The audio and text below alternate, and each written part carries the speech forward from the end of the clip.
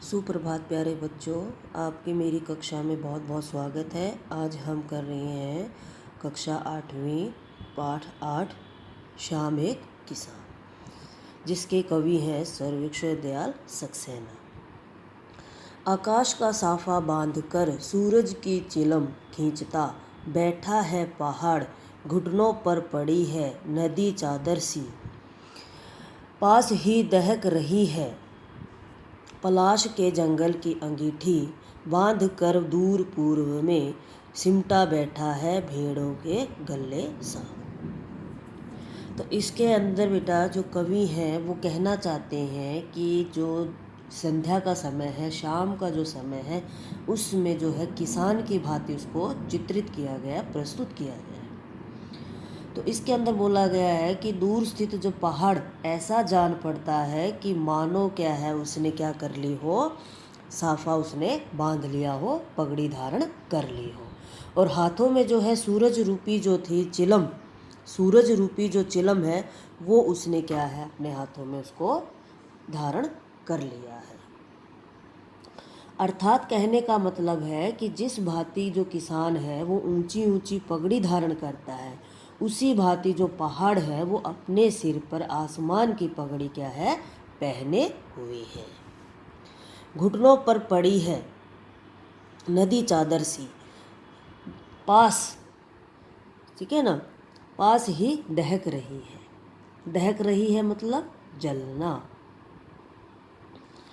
अब इसके अंदर देखो बेटा क्या कह रहे हैं कि जो पश्चिम दिशा में जो डूबता सूरज है वो किसान जो है, जैसे मानो लगता है किसान की जो चिलम है वो सुलगती आग की भांति जान पड़ती है। जब सूरज की जो है जो डूबता है तो ऐसा लगता है मानो किसान ने क्या है, जो चिलम है उससे वो क्या निकल रही है, आग निकल रही है। पलाश के जंगल की अंगीठी बांध कर दूर पूर्व में सिमटा बैठा है भेड़ों के गले सा। अब इसके अंदर जो है पहाड़ के नीचे जो बहती हुई जो नदी है वो घुटनों पर जो रखी चादर है ऐसी लगती है मानो पहाड़ पर उगा हुआ क्या है, एक लाल फूल उसने क्या कर रखा है, धारण किए हुए हैं।